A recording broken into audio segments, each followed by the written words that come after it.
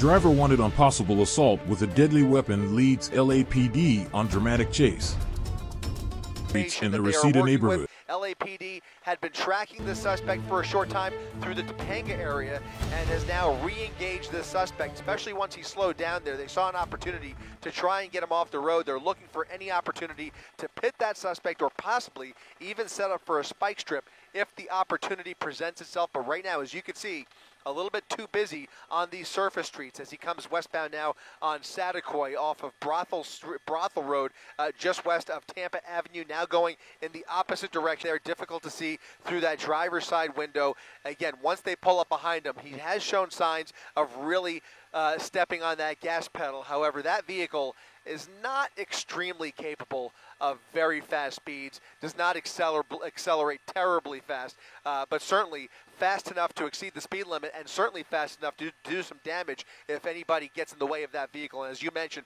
there are people out and about on this Tuesday afternoon, and you can see just the traffic here on these surface streets is proving to be an issue here. So he is continuing to find gaps. He's continuing to accelerate away from LAPD when they pull up right behind him, but then he manages to slow down once he puts a little bit of distance between them. At one point, he was really trying to squeeze through on some of the shoulders, going through traffic lights. So he is showing signs of aggressiveness.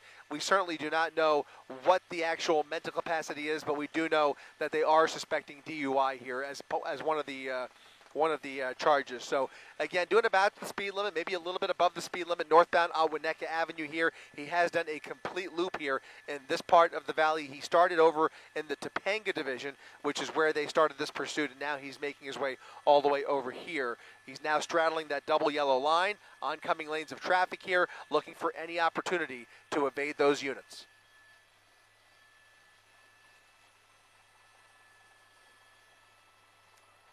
Oh, close call, close call.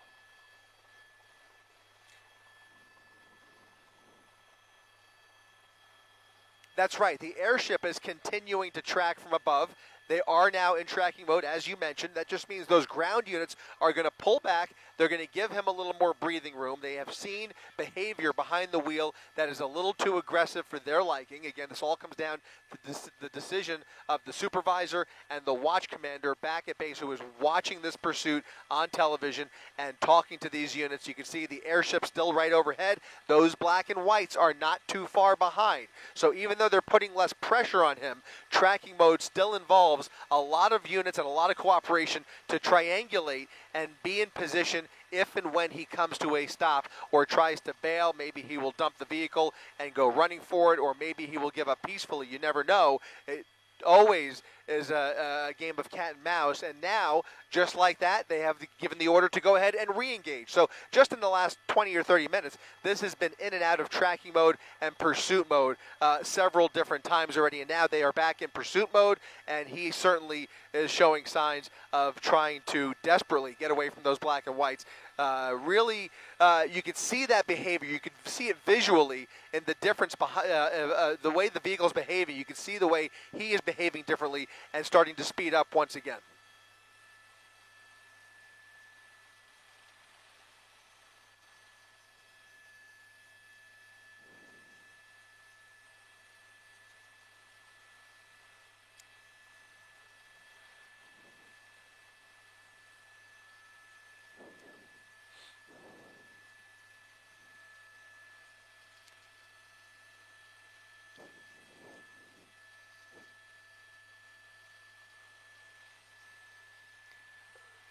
Yeah, this is the problem. Now, yeah, well, if there's any opportunity for a spike strip, they have already given the go-ahead for that spike attempt if they see it. However, the speeds here, look at him doing just a moment ago, about 70 miles per hour on Winnetka Avenue. Now he's slowing down. Here comes a possible pit attempt, but there is cross-traffic here. There is oncoming traffic. This is not the best place for it, but there it goes. A live pit maneuver right there into oncoming lanes of traffic, a textbook pit maneuver with now the suspect and that unit face to face. All three units coming to a stop here, officers with their guns drawn and the driver popping that door open. Let's be very careful here with this shot. We are ready for anything, but if he pulls out any kind of a weapon, we will be zooming out very rapidly. You can see them pointing their guns at that driver. commanding him out of the vehicle after a textbook pit maneuver, activating that inertia switch, and flipping that car 180 degrees in the opposite direction, now ending up on the southbound side of Winnetka Avenue here in Chatsworth, where they are giving that driver very specific commands to step out of that vehicle.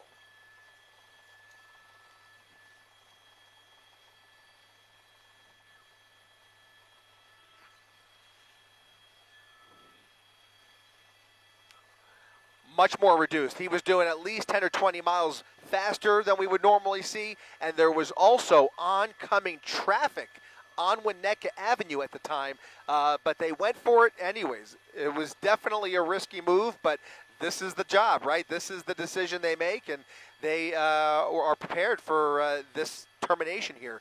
So now we have at least 5 units at the termination of this pursuit. It does not appear as though he is cooperating fully just yet. We can't hear exactly what they're saying. They are likely giving him instructions in multiple languages to coax him out of that vehicle.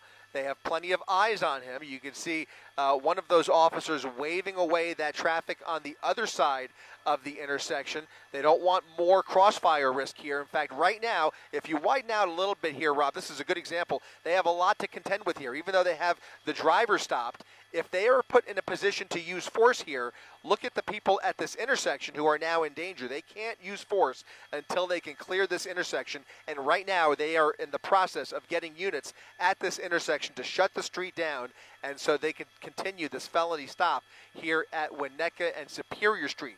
That intersection is posing a lot of collateral damage at this point, so they are not going to do anything rash.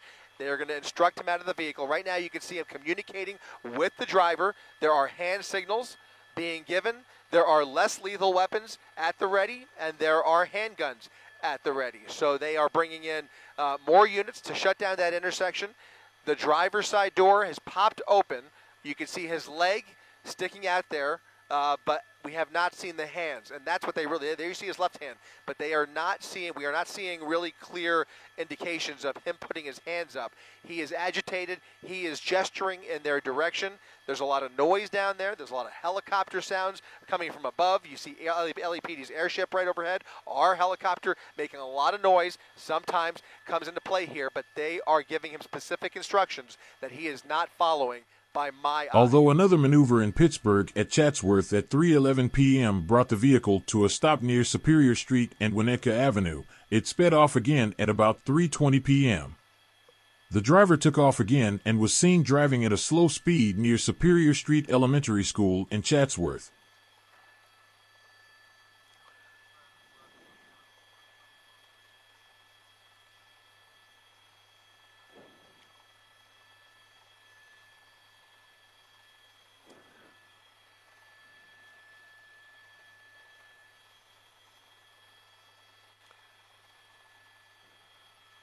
Unfortunately, the word that we're getting is that he is actually trying to start that car up once again. So he is actually doing the opposite of what they are instructing him to do. So this is a precarious situation. It is the most dangerous part of any police pursuit, the termination here, when you try and execute that stop and bring a suspect or suspects into custody.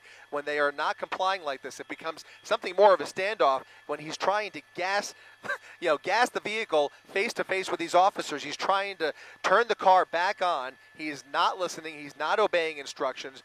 And from what we're hearing, it appears that at least 1 or 2 of those tires are running flat. Unclear how, whether he did manage to get spiked at some point that we did not see, or whether it went flat some other way. He's now back in the vehicle, bringing his leg back in.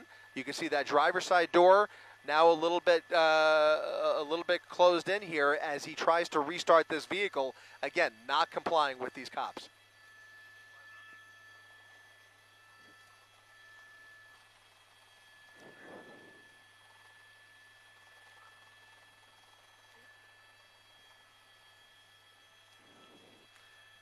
Yeah, he's definitely looks like he's got something in his hand. He had appears to be alone in the vehicle. That 5-minute mark is going to come up many times in the after-action debrief of this pursuit. I can guarantee you that. There were 5 full minutes there where they tried to get the suspect out verbally without shutting down that intersection, which in most cases would have been shut down by now. But in any event, they can address that later. The pursuit is back on. We now have 5 black and whites in tow here as hit attempt, a weak attempt at that.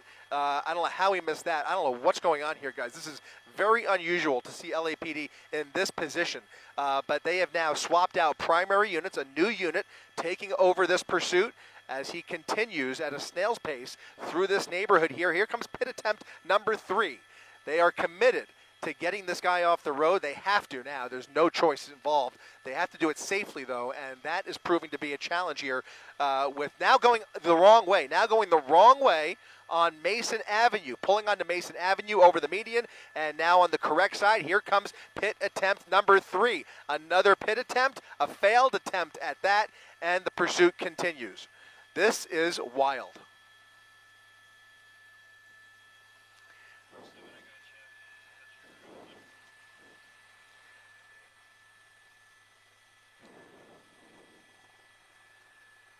Every time.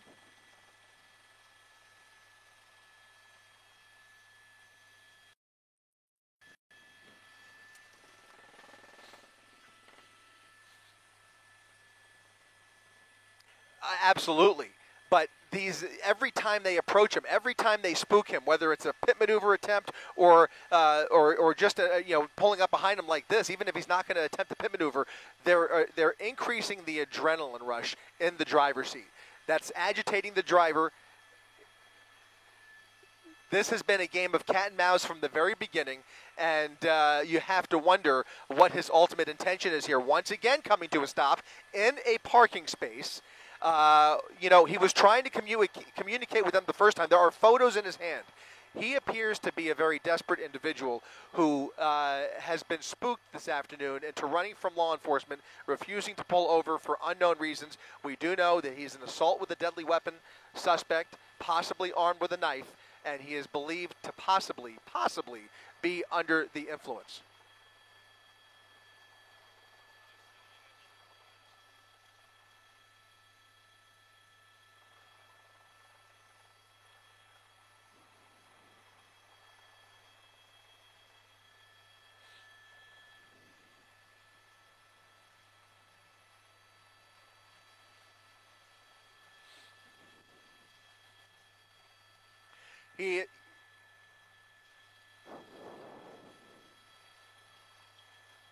Yeah, you can see a lot of despair just from the body language. You could tell. You kind of get an idea of what's going on here. He now knows the time is up.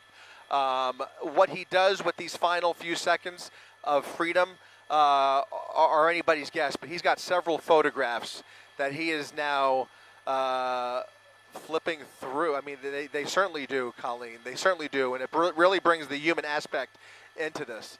Because, you can only imagine, and we'll do our best to find out what the backstory is here.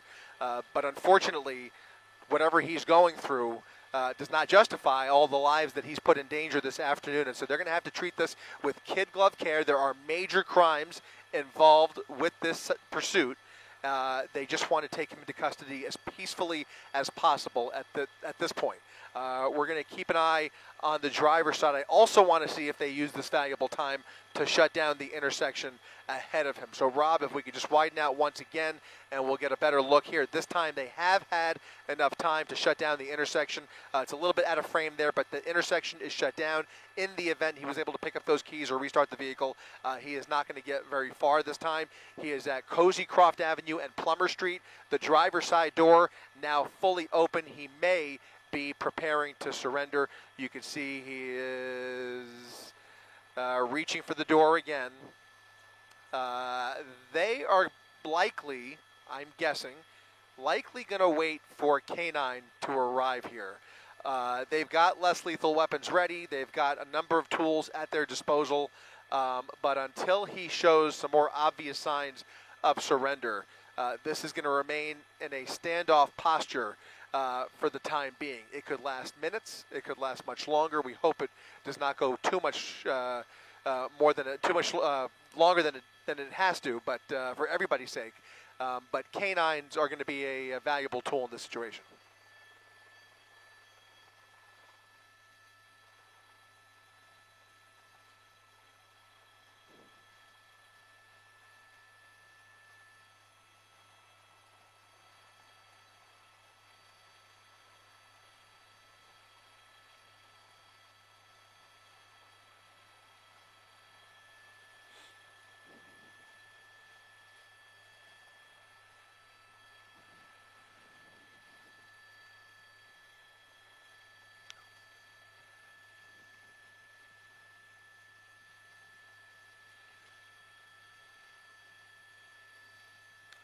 Right. The problem with that is that when you have somebody who's experiencing a mental crisis, it really becomes unpredictable. It seems docile at this juncture, but it could flip on a dime. And we have seen too many times in the past where a desperate or depressed individual will try and, attempt a suicide by cop or something other than that. There's just too many possibilities, too many open-ended possibilities that they are dealing with, that they have to give him all the time in the world. Time is on their side at this point, especially with the keys being tossed out of the vehicle. But they're not going to approach until he shows those hands. Right now, we can see his hands from this angle, but there's just too much opportunity and too much space between them and him. They don't know what else is in that vehicle. There's a suspicion of a knife. But if he charges at them, everything changes. If he pulls out a different weapon, everything changes. There's just too many unknowns and too many open possibilities. Of course.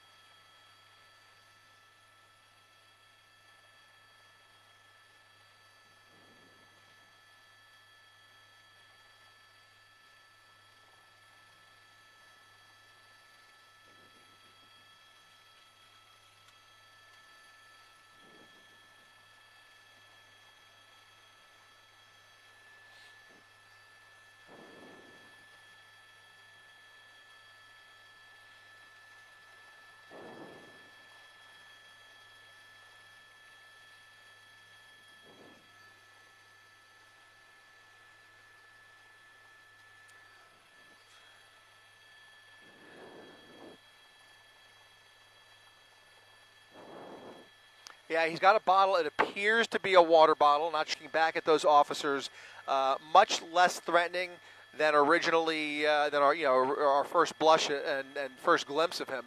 But he is now holding on, clutching onto those photographs as he peers back at those officers who are attempting to negotiate with him and asking him as politely as possible to get out of the vehicle.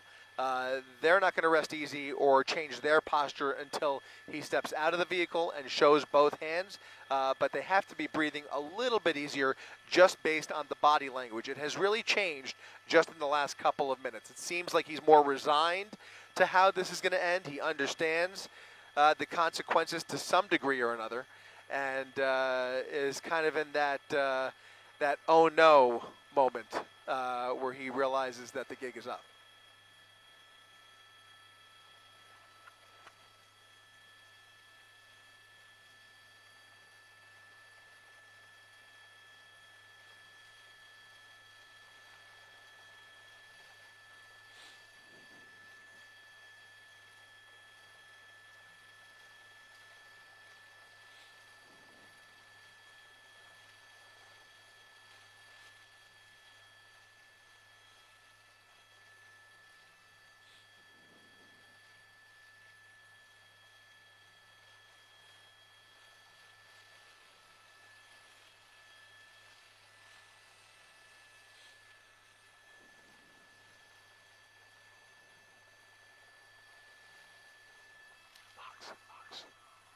Vox.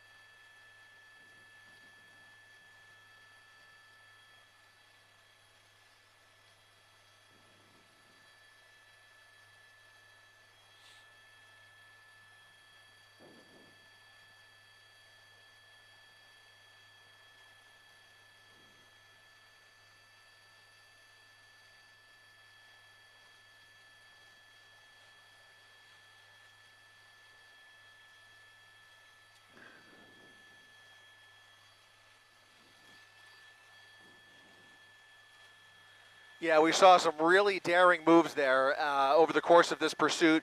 In and out of pursuit and tracking mode, we saw several pit maneuver attempts. We saw some very aggressive driving, very erratic driving, putting lots of lives in danger before ending up here in Chatsworth at Superior Street and Lurline Avenue, where he casually pulled into a parking spot along the curb there.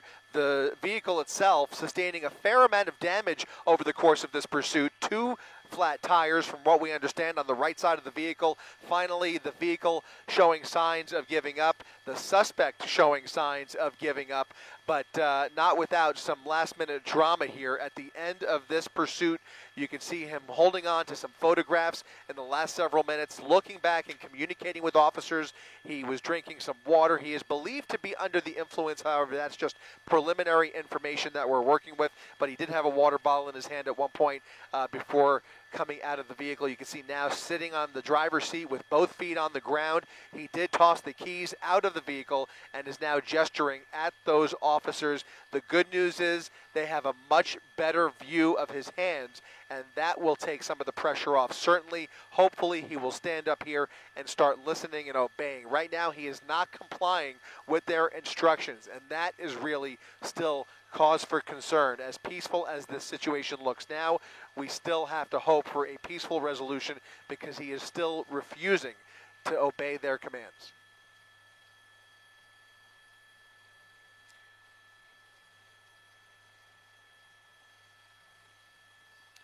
World News.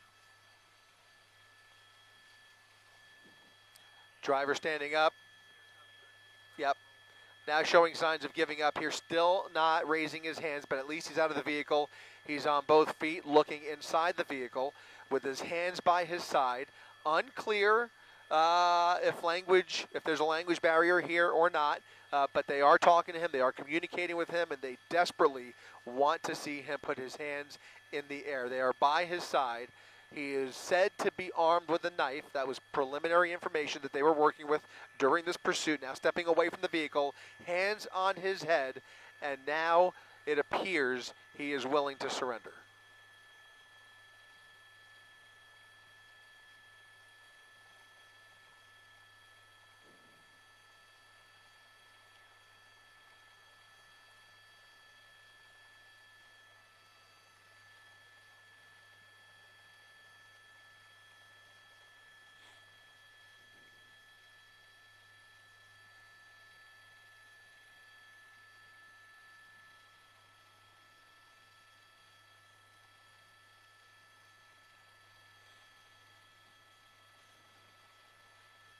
About 5 minutes later, the suspect stopped the vehicle in the area of Plummer Street and Cosecroft Street. He was seen opening the driver's side door and drinking from a water bottle, at one point communicating with officers who were drawing their weapons. Shortly after 3:30 p.m., the suspect exited the vehicle and complied with officers' orders to get on the ground while they searched the vehicle. A red object was placed on the street next to the vehicle as evidence. The driver is wanted on a charge of possible assault with a deadly weapon, police said.